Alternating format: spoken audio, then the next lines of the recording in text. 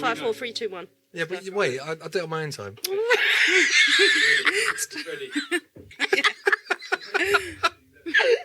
It's recording. I know it is, but I told you I wasn't ready. I haven't done the counting yet, okay?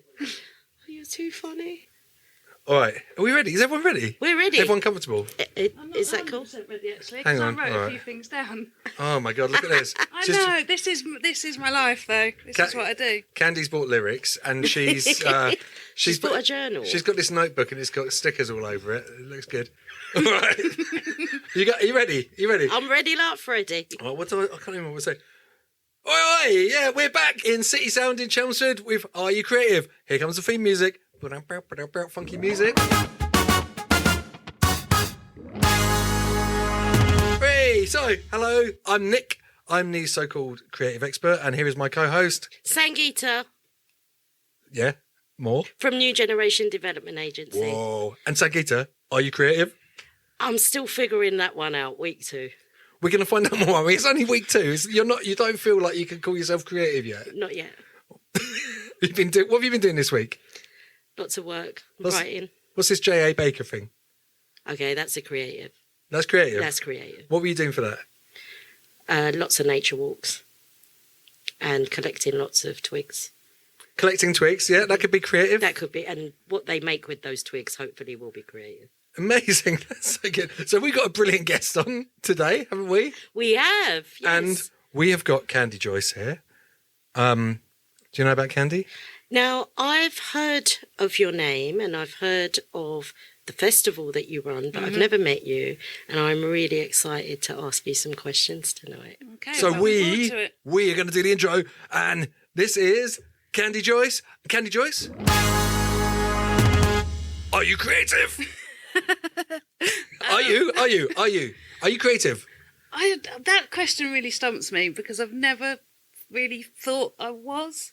I think, like, in my head, a creative is like, like there's an archetypal mad scientist who's like always coming up with new inventions and stuff. Even though I hang out and fill my life with creative people and constantly doing creative stuff, I've still got this archetypal thing in my head of like the creative person.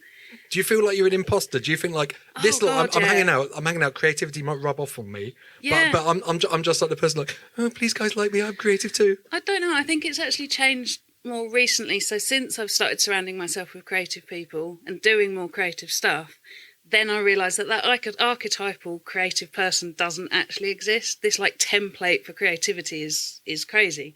So when you say, Sangeeta, that you're like walking around collecting sticks for some creative project, well, that's then creative. So it doesn't have to fit any kind of mould of what is or isn't creative. So you're saying like the stage to call yourself a creative is very, very low, right? You can step up onto it. Anyone can get onto it and be like, I'm creative. I'm doing something creative. Yeah, I just drew a picture. I'm creative. I'm cooking dinner. I'm creative. I've planted some seeds. Like it's all, I think people forget what they knew when they were little. Yeah, look at this stick. It's creative. Yeah, I'm going to turn it into whatever. What's the best stick you saw this week? Oh, I can't Was it a remember the particularly names. sticky stick? I can't remember the names. But actually, let's go back to your creative. Now, what is it that you actually do, Candy? Because that's the bit I don't know. So tell us about your top 3 creative hits. There should be some theme music, right, for top 3. Top 3. Here we go. So I'm a designer and illustrator. I am the founder of Chelmsford Creative Collective, and I'm the project manager for Concrete Canvas, the street art festival. I think you asked me to answer the top 3 parts of my career that I'm most proud of. Yes. Top 3. Here we go. In at number 3. Yeah, there's so many things. I mean, Concrete Canvas is definitely a big one of them. It's not something I've ever painted at myself, so I just organise all the artists, get everything done. With Chelmsford for You, obviously, as like the it's one of their events, so I'm the freelancer for them. Number 2. The first time I ever turned down a freelance job as an illustrator. Yeah? So when I first started, everything was like, yes, I'll do it. Yes, I'll do it. Yes, I'll do it. Just because this is what I want to do as a career. I've made this decision. I'm going to do everything that comes at me. The first time someone said, do you want to do this? And I was like, that's not really in it's not my thing, and found them another artist and said, I can point you in this direction. But yeah, that moment where I could say, no, that's not me, actually. I'm now defining, I'm not just an illustrator, I'm doing this kind of thing. Cool. We're going to come back to really these. Good. Number one. Well, obviously being on this podcast. I mean, what more creative can you be? This is honestly, as soon as you're on this, you're like, are you creative? Well, are you creative for podcast? Of course I am, yeah. Carve it into granite. There we go. Look, put a statue of me up in town. I'm hoping I'm going to get at least a badge or a T-shirt or something out of this. Yeah, we'll give you a BAFTA or something later. Don't Great, worry. I don't know what for. I'll make you one from my twigs. Great. Very creative. So, Candy, let's go back to Concrete Canvas. What is Concrete Canvas, for those of us that don't know? So Concrete Canvas is now going into its third year. It is the citywide street art festival in Chelmsford. Started in 2022. And originally, really, all I wanted to do was get some local artists to paint open reach boxes, which are those like boring green cabinets that you see at the side of the road. I applied for funding for that. Unfortunately, there was so much application for funding to Arts Council that year that it got rejected. Oh, wow. And then... Bet they regretted that. Well, no, then, because I was really grateful afterwards, because then the council in Chelmsford for You came to me and said, we've heard you want to do this street art thing. Do you want to do a citywide street art festival? So I've gone from this tiny little project Amazing. And I'd never, I've organised exhibitions or done like a tent at Fling and stuff like that. I've never done anything that's that massive, and I immediately just said, yes, I do. Let's talk about Yes, the scale, please. right? An open reach box, right? Just in case anyone can't visualise it. It's this green thing. It's like, is it British Telecoms or something? It's usually got wires hanging out, smells of foxwee, right? These sort of things. They're like a metre square. They're about a metre square, tiny, right? yeah. But now you're painting walls as big as the multi-storey car park. Yeah, that wall's like 70 plus foot tall, and yeah, it takes a lot of work. And then doing 5 open reach boxes compared to doing 40 plus something pieces of art in the first year, it's a big jump. Wow. Mentally as well as sort of physically being able to do it. And you didn't know that much about street art at the time. You were more of an illustrative background, were you? Yeah, so I'm a fan of street art. I walk through a city and enjoy what I see. But in terms of actual knowledge or any kind of idea of what it takes, not just to make the art, but to create a festival of street art, completely oblivious. Yeah, really just, okay, let's give it a go. Now, that first year, 2022, bearing in mind we're just coming out of COVID, so I guess everyone's just getting used to coming out of their homes and stuff. Your festival for year 3, it's grown. It's really blown from year 2 to year 3. It's just getting bigger. Lots of people are excited. More people want to get involved. But I guess what I want to get to as well is, as you said, there's a lot of planning. So when you first thought of the festival and you thought about the type of artist, what did you have to do? Did you have to put out a call for artists? Did you just go with people that you knew? How did that work for you that very first year? So for local artists, people, from and in and around Chelmsford, because I'm the founder of Chelmsford Creative Collective, I feel like I know of a lot of local artists. There's very few of those that would call themselves street artists. They're like hobby artists, professional artists, or studio artists that wouldn't go and paint a wall or wouldn't know where to start. So for the actual street artists, the professional street artists, I'm lucky enough to know Chaz from the London Police. Oh, big name. Who's, just clang, just drop a little Clang, name just there. a big name. So just in case, Wikipedia here, the London Police from Chelmsford. Chaz's, yeah. Yeah, Chaz's, and they have these funny little black and white men they call lads, right? Yeah. And you might have seen them popping up over. I've seen them in Holland. I've seen them. They're worldwide. Yeah, they're worldwide. Crazy. These little lads, and what do the lads get up to?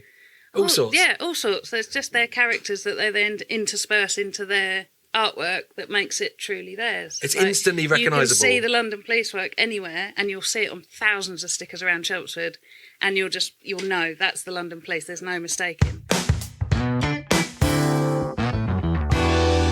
So that was one of your first big names that you thought, right, London Police are going to be in the Concrete Canvas. Well, no, I got introduced to Chaz as he might be able to help you organise this festival that you've suddenly agreed to that you don't really know what you're doing. And I had a phone call with him expecting at most like half an hour of a chat to be like, this is what you should do, this is how you do it. Like, just how grateful I would have been for that half-hour chat. And instead, Chaz is immediately like, yep, I'm fully on board. I want to help you find every artist that you need, anyone that you want to contact. I'm in, like, call me anytime.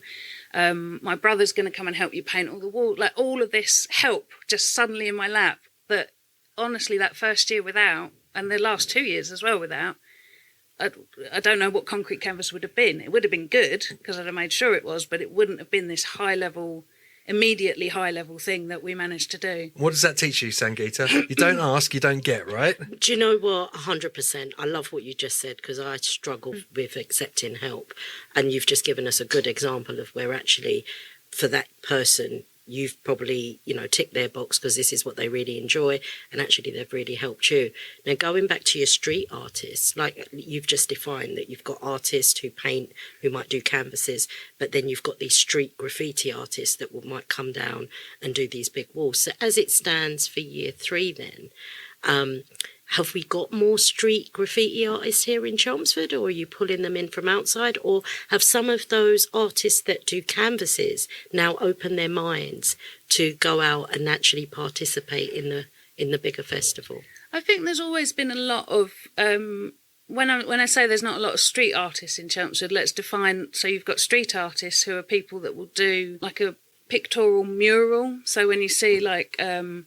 on the side of the Chelmsford Market, for example, those big flowers, that's street art. There's a lot of graffiti artists in and around Chelmsford and Essex who might call themselves writers or something like that, and that's where you see the more, like the older school stuff, like the 80s kind of throw-ups and pieces and stuff that are... So that's graffiti. That's like words done in like a funky graffiti sort of way, right? What some people would probably view as vandalism, but with a bit more like creative art to it. I think they used to do it down at the gasworks, didn't they? Exactly, yeah. And then you've got a whole thing in between, but you've also got, like, this is a whole podcast if you want to talk about the difference between street art and graffiti. Get someone else on other than me, because I'm going to quickly show myself up to not be fully au fait with all of it. But in terms of graffiti artists, there's always and always will be a lot in and around Chelmsford and Essex. In terms of street artists, there are some really great people around. And then in terms of the people that are studio artists, for argument's sake, that are then painting on the streets, I don't think there'll ever be that much crossover where you go, oh, I'm a studio artist, but actually now I've tried it, I want to be a street artist. I love it, though, weird... because, you call it concrete canvas, right? I mean, I bet you didn't think of it like that literally when you did it, but you're finding like bollards, you're finding like these CCTV poles, basically... Anything we can paint on. Yeah, anything they can paint on. And what's great is that these studio artists are going out and painting these bollards and probably doing their first bit of work that's going to have real, like, public view. It's not in a gallery. People are walking past it every day. Everyone and anyone that walks down that road will see it, rather than someone that's chosen to go and look at some art. And less likely to walk into it as well. Yeah, right, because it's too... And probably respect it more, because when you see something decorated really nicely, you're less likely to have your dog pee up the side of it, or less likely to buff it. You're not going to buff it. See, I know the street art terms. You're not going to go over it, with your tag or whatever, because... You're like, that picture, that's like nice bit of street art there. That's one of the arguments we come up against with like wall art people that are going to give us permission to paint. It's like, oh, well, we're not sure because we think it's going to invite tagging and graffiti. And our answer to that is there's been a lot of studies that say people do have more respect for the good art on the streets. So you're much less likely to get tagging on a good piece of street art than you are a blank wall. Let's think about good art. What is your favourite bit? Oh, can you have favourites for concrete canvas? It's whichever one I'm standing next to at the time. Oh, Sangeeta, have you got one?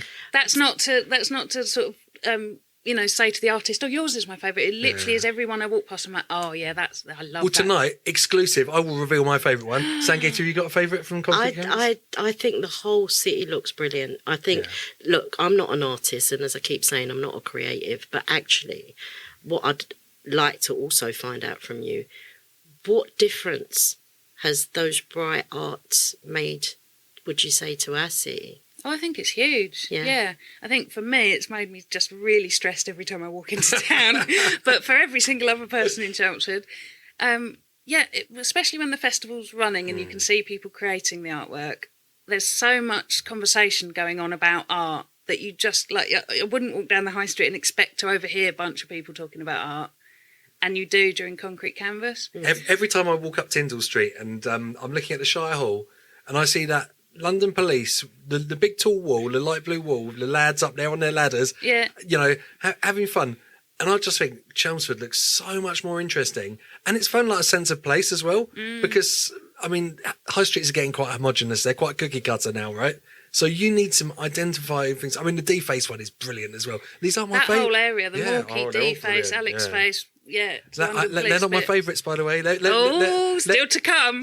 They're top 10. I'll reveal at the end what my favourite one is. But it does give me a sense of pride and a sense of place. And it's the same as I get when I'm in Enschede in Holland, which has quite a similar London Police bit up, and you just want to stop. It puts a smile on your face. Yeah. And I think for me as well, like having the artists come to Chelmsford, I'm not down on Chelmsford at all, but there's an element that's not necessarily always been that cultural or that exciting place to be. And then the artists come to Chelmsford to come and paint here, and you see somewhere through someone else's eyes and kind of go, actually, yeah, we've got a lot of good stuff going for this city. So even the festival, like as a peripheral part of it, adds that to Chelmsford. Totally. Honestly, I feel like you're one of the people that's making the biggest creative cultural impact on the whole city. You're not even from Chelmsford, are you, originally? Wow, I thought we weren't going to talk about this. I'm from Braintree.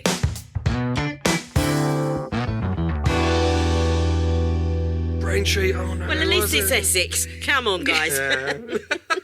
Do I need to leave now? No, you're all right. We'll stamp your passport. We'll let you into Chelmsford. Thank you. We'll keep you, but as long as you sign up to Chexit. Yeah. Yeah. Okay. Now, I heard that I heard that one of the London police got attacked by a seagull. This is true, yes. Yeah, what happened with the seagull? I wasn't there, so I can't comment. I hear street art. People say street art's dangerous, right? I hear there was blood. There was blood. I don't think it was the seagull's fault, though. Like, the seagull was nesting on the top of the building, and you don't mess with a mother. That's right. Of any Don't breed. mess with a mother seagull. Exactly. That's what I'm going to call this episode. Okay. Do you want me to say the words? Yeah, don't mess go. with a mother seagull. Say it again, because I talked over you. Don't mess with a mother seagull. Exactly, yeah. Unbelievable. He's fine, though, by the way. What, a seagull? Yes. Yeah, well, as long as the seagull's okay. I mean, imagine if he got a taste for blood and he started attacking all these other street artists. It's like anyone that's got a spray can, right, attack. Dive! But since you've been doing Concrete Canvas, so you never did any sort of street art before, right? And now you've started doing street art as well. It's true, yeah. So I tried a little bit. Sort of, I kind of did a few years back. So for the Chelmsford Festival, which I was a trustee of, I got a bunch of street artists to come and paint behind what was then Transition, around that area. And right at the end of the day, a couple of the artists shoved me a few cans and said, "Why don't you try something?" Yeah, I don't know, because I usually draw tiny little illustrations with black pen. This is quite out of my comfort zone. Tried it and sort of loved it, but went, yeah, that wasn't very good. But when you're representing... making something and you want the thing that you produce, I immediately want to be the best at this, and then what's in your head comes out like crap on the wall, and you're like, no, I'm not doing that again. I'm not very good at it. I like that you're manifesting it. You're thinking what you want to have up there. I know what it's like. I can't even do a stick man with a spray. It's a whole new skill to learn. But now you're representing Chelmsford in Leipzig. No, is it Leipzig? Wait, no, where is it? Gangnam style. Backnang style. Backnang style. Close enough. You went over to Germany on a cultural exchange like pen pals, didn't you? Yeah, because we're like twin spray can pals. Yeah, and I took Scotty Brave from Brave Arts and Howard Domain from ERZ, and we went out to Backnang because we were invited, and painted not a construction tower, utilities tower for them. Oh, amazing. And the designs that Scotty and Howard come up with were related to the history of Backnang, but also the partnership between Backnang and Chelmsford. Twin Yes, cities. Twin cities. Yeah, we even have Backnang Square in Chelmsford, don't we? We do. We were asked so many times in Backnang, "Oh, what do you know about us?" And I was like, "Well, not much. We've got a square that's got a few bars in it, and then the town sign as you come in says Twin with Backnang. That's pretty much it. And then they in Backnang have got Chelmsford Bridge, which is honestly the ugliest bridge I've ever seen in my life. Well, I've got to say, Backnang Square, isn't it? It's not a looker either. But to have that cultural exchange, to have them open to accepting us to say, like, come and paint here with us. I really wanted to invite, so they've got a street art crew in Backnan called Ad Crew, and I invited them to come and paint this year for Concrete Canvas, and they couldn't make it. But I thought that would be a lovely, like, circular story of them coming here to paint for us. Next year, maybe. So maybe next time, yeah. I want to ask you about your barriers that you've come across in doing something so wonderful. Personally, you know, there is that anxiety of, like, what on earth have I agreed to do? Like, can I actually do this?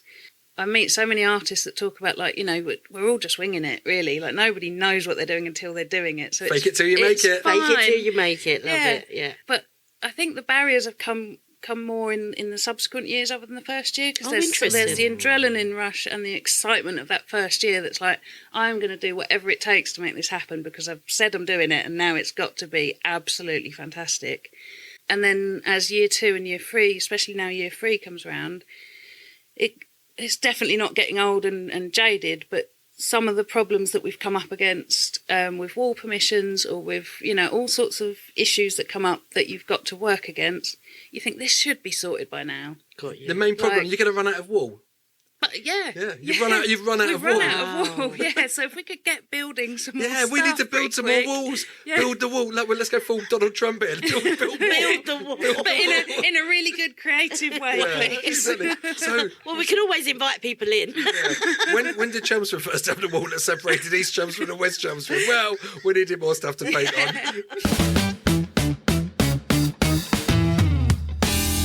So with your walls that are currently, the people those that agreed to have their walls done, say year 1, did they support you year 2? Are they your regulars? Because most businesses only have one wall that they can offer. Right. So it's not just about the people that will offer us the wall, it's also then about the wall being like a good wall for us to paint. You don't want something that's hidden away in the back of nowhere.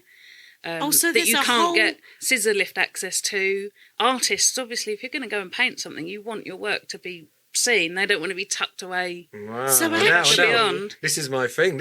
I'm now going to reveal my favourite concrete canvas, because my favourite concrete canvas painting is Scott Brave's painting of Grayson Perry, which is pretty much the most hidden one of the whole festival. You've got to go and find that and know where it is. Yeah. And I think they should just take that wall out, put on some wheels down to the station, put it up where that Marconi painting is, because that should be Chelmsford's number 1 artwork. Yeah. You know, celebrates the city, like our greatest artist that's come from here, our most successful artist. Yeah. You know, and it's such a beautiful portrait as well. It's a stunning piece, that one. Yeah, I can see why that's your favourite. Yeah, I mean, Scotty Brave, I mean, he's done so much for the festival, like talking about Chaz and what he's done, but Brave Arts as well. Again, this year he's doing the jam wall. So that's like workshops for kids? Is it where anyone can come along? He's doing the workshops for kids. He's doing the jam wall, which is like what you'd call a Hall of Fame type wall. He's doing the live art again for us. Unfortunately, he's not doing a mural again this year because it's, you know, I felt like I keep inviting back a couple of people that I personally love. It's not all about me, apparently. So I'm like inviting 100% new artists this year. Oh, that's amazing. And what are your dream artists? You know, if you could have anyone, who would you get? I think we've had them. Really? Like, come on, drop some names. No. We can make it happen. Come on, hang on, get on the phone. I'm going to Instagram them right now. Come on, drop some names. There's always going to be a bunch of people that you look at their work and think that's incredible. But I think in terms of what we've had, I don't know, it feels like if you know what you're looking at, your jaw's just going to drop, because how is that in Chelmsford? And then some people, you walk down the high street and they just walk past it and don't even look up, and you think, like, how can you not look at that and just That's be all right. gobsmacked? They like the Wicker Crown. It's okay. The Wicker Crown's for some people, and the street art's for other people. Everyone's got their own stuff that they like. You know, that Wicker Crown is my version of that as well. I was walking home one night thinking about this and walked past that Wicker Crown, and I just shook my head and was like, I can't believe that money's been paid for that on that roundabout. And then it suddenly occurred to me, that's exactly how some people feel about street art. Exactly. We're here to build things up anyway, because I think like any sort of artistic expression or any creativity should be celebrated, because it takes a lot to put yourself out there creatively and to make something. And you can imagine the whole permissions behind, I want to put a giant wicker crown on the roundabout. Yeah. And to be fair, that wicker crown was actually quite beautiful and well made. It's just I can't sort of envisage why that would have been done. Yeah, it's not the sort of thing I want to celebrate, but I can then take it back into my own mind and say, actually, yeah, Candy, you're being a little bit kind of one-stop stop shop being mean. here. Yeah, exactly. Just because you got your cool graffiti gang doesn't mean you can go around bullying the Wicker Crew. It's like, yeah, we're the spray can gang. Oh, keep Wicker off the streets. They'll put me in a big wicker man and burn me. Exactly, yeah, definitely. I mean, maybe you could make like a wicker, meet in the middle, make a wicker spray can. For the middle of the roundabout. Nice. Yeah? That would be very cool. With some, or for in the lake in Central Park. Exactly. Something that floats in the river where when the water spurts up, it looks like spray coming out of the water. Oh, there you go. Build, that's a yes and, very nice yes and. We can get some D-face wings on it, maybe. Yes. and then we'll get Fatboy Slim to do a gig from it. Hey, Yes. there you go. That's Floating what you Fatboy call Slim teamwork. gig. Absolutely. My kids loved when you had some artists that had done like white outlines and you could go and just colour them in. We've got a public doodle wall again this year. That was amazing.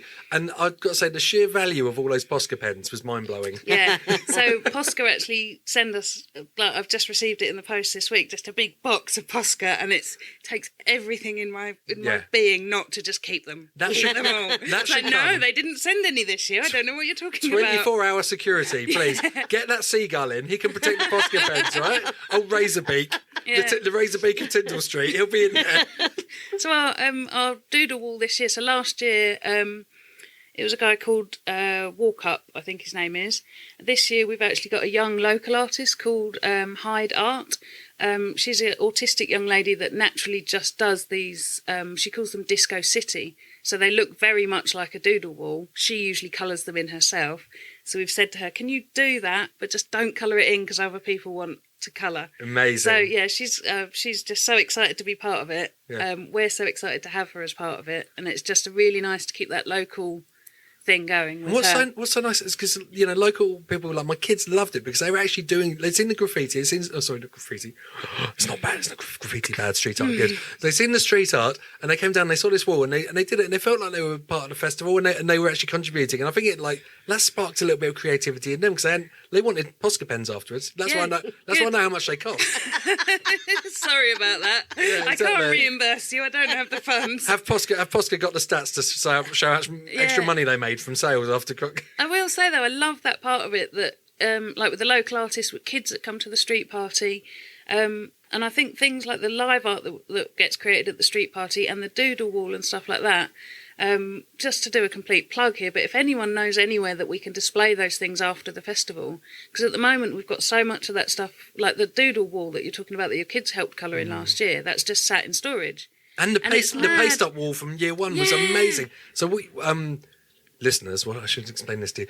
Artists from all around the world sent in artworks to paste up and stickers, and kids and everyone was coming into the Concrete Canvas HQ putting stuff on the wall. So it was a bit of a sort of organic, fluid piece of art, but it looked amazing at the end of it. That was all run by Art House Project London. The lady that runs that Aparan is actually one of our live artists this year. But yeah, to have those 8 paste-up boards we had, and they're just 100 artists, I think it was, from 25 different countries, and this beautiful, weird, like you said, organic kind of thing.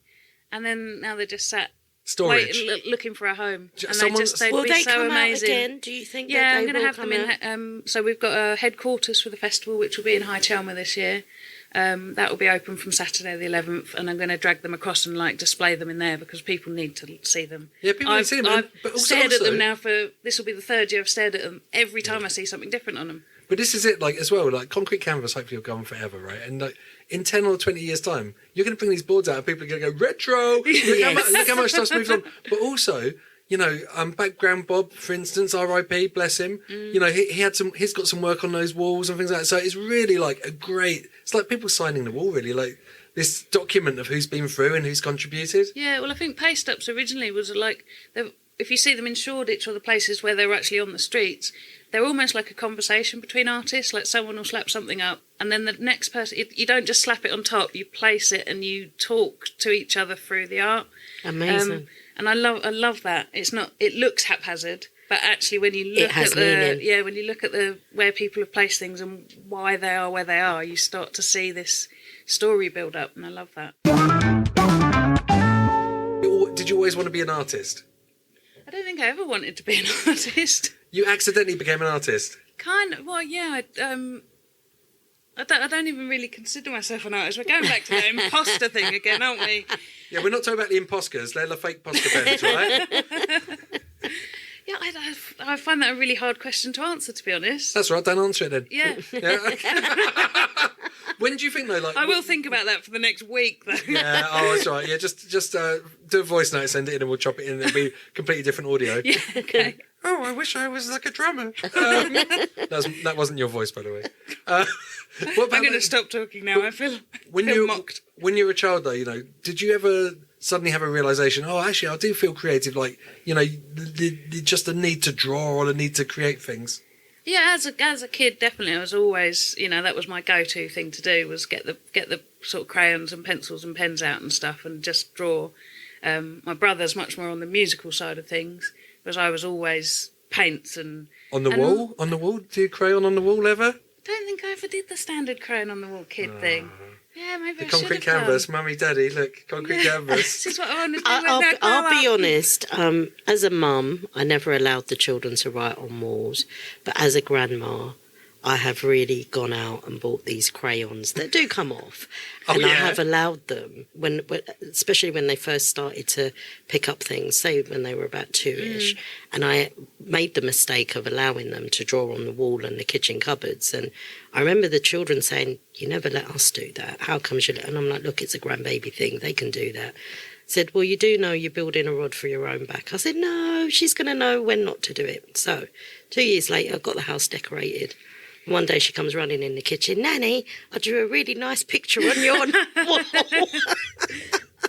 But then that was something, like I said, that I'd kind of created myself, because I just liked the fact that she had freedom with these paints, and then not realising, well, all my days, no. Yeah, she might be concrete canvas 2034 There you though. Yeah, go. she's coming. Going forward, do you think that you will get more walls and more businesses eventually? Do you think you'll branch out a bit more than just city in the future years? I really hope so. Like, I think what you're saying about having, somewhere in the library or somewhere like that will display stuff is great. But actually, having stuff on the street is where it's at, because you don't have to choose to go in somewhere. You Absolutely. can just, it's there for you to enjoy or ignore at your pleasure, kind of thing. No, not ignore. Art shouldn't be ignored. It should be in your face. You want to provoke a reaction. No, but it's the same with the crown, isn't it? You can It's provoked you a can reaction. ignore Look the at you. I'm angry.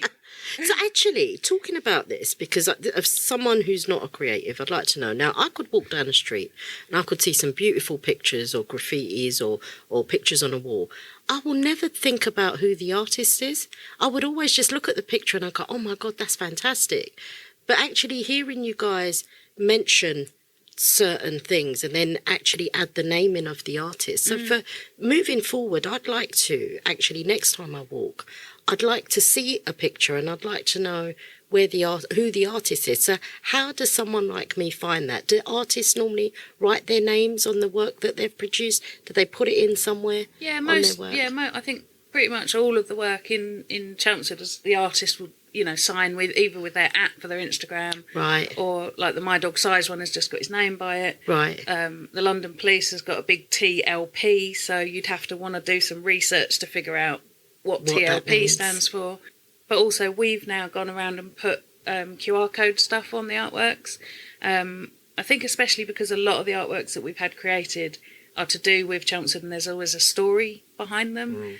So it's quite important not just to share the artist's Yes. name and about the artist, but also Yes. about what that work means and why it's part of Chelmsford. I heard someone called Candy does these walking tours as well. Oh, yeah, I've heard about her. I'm not sure. I think she's a bit shifty. She takes everyone around, right, and tells them about the art. So. Yeah, I think she just talks a bunch of rubbish. No, yeah, I was doing those through the summer, and each time I do them, I sort of just remember that there's so much cool stuff about Chelmsford and about concrete You're canvas that I spotting new want to walls. share. You're spotting new walls when you go around. Yeah. Always, mark honestly. that, mark that one, mark that one. Yeah. You look at my phone roll, my camera is just pictures of plain walls. If you found my phone, you'd just think, well, this girl's weird.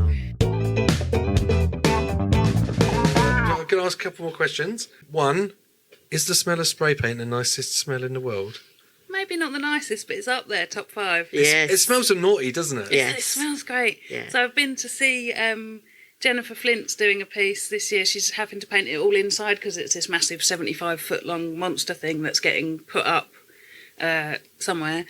And I stood with her for about half an hour chatting, and she's spraying stencils and stuff, and I'm thinking, this isn't right. There's something wrong here. And she's using that water-based stuff that doesn't smell. And it's like, I should be fumigated by now. Like, this should be a good experience. It's a multi-sensory experience, isn't it?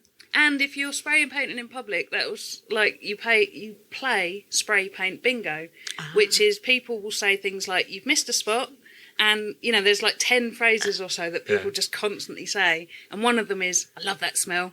Can we do a bingo card? Can you do a concrete canvas bingo course. card? Yeah. I think you should. It'd be amazing. Yeah. And then you just hear an artist in the background go, bingo! and you know, they've got the full set and they can win a prize, right? Yeah. I don't know, what's that like? It gets set on Fatboy Slim's lap at the after party or something. I don't know, like Santa. Didn't know you just get not to be attacked by a seagull. Yeah, exactly. Yeah, Mr. Razorbeak won't come and get you. Yeah, exactly. And then, have you got any advice for any young people that like starting out being creative? You know, what should they do? Like how? I mean, I saw Lily. Like you got a really young artist, Lily, in concrete canvas. How do you know? For instance, my kids, if they want to start expressing themselves, getting involved, how can they Go and draw on Sangeeta's wall. She won't mind. She doesn't. No, I wouldn't. But honestly, truly, it's just having that one moment of putting yourself out there. Even if after you've put yourself out there, you think, oh no, why have I done that? Oh no. Just trust yourself just for a moment to apply for something or try for something. Yeah. And then when it starts to happen, go with it rather than, like, it's so easy to get scared of what you're about to do. Don't do that. So I think the inspiration we can take from you is, you know, you wanted to paint some open reach boxes, and this has quickly spiraled into this mega street art festival through the whole Chelmsford. So it's basically just start putting yourself out there. Don't worry about what people think. Do things and just get better organically. Try more and more, and you'll be amazed how the community opens up, doors open. Yeah, and just talk to people about what you want, because that's part of, you know, the open reach thing. If I'd have left it there, great, like it failed, never mind. But I told so many people about that's what I wanted to do, that when the street art thing came up, people knew that I was the name to say, well, she kind of wants to do that, why don't you ask her? But look out for a seagull. All right, so thank you very much for coming on. Candy's been amazing, hasn't she? She's been absolutely thanks, amazing. guys. It's been Thank really you cool. so much. Such an honour to meet you. Thank you. So I've got to do my thank yous, right? So yeah, you enjoy meeting Candy. That's nice. It's the first time you met her, isn't it? It is. I've Look at heard this. so much about you, so it's like, wow, I actually get to meet you. So yeah. Right, so I'm going to do thank you to the crew, thank you to NGDA, thank you to Jaden, thank you to Connor, thank you to Georgie. They've all come along and volunteered. Thank you to the venue here. We've got City Sound, which are absolutely amazing. I've written Sound City in my notes, but City Sound sounds better, doesn't it? And Paul, City Sound. Let's call it It's what it is. I mean, it's right in front of me. I can see this beautiful logo up there. And you've got your glasses on. What's going on? Oh my God, yeah, don't talk to me Should have about gone that. Specsavers. Thank you very much to Essex County Council as well, because they've funded this, haven't they? I don't Essex know. County Council has, yeah. Yeah, wow. What legends. Yeah. And they fixed the potholes as well now. Well, they haven't done Outside that the yet. studio. No, Let's outside not the go studio. let's not go potholes. Yeah. And so just say to remember to subscribe and like our podcast, tell your friends, subscribe to our Instagram, which is r.u.creative.podcast. No dots. That's our Instagram. So thank you very much, and we'll be back next time with another amazing guest. Bye. You can say bye as well. Go and say good. Say bye. Candy, say bye. Bye.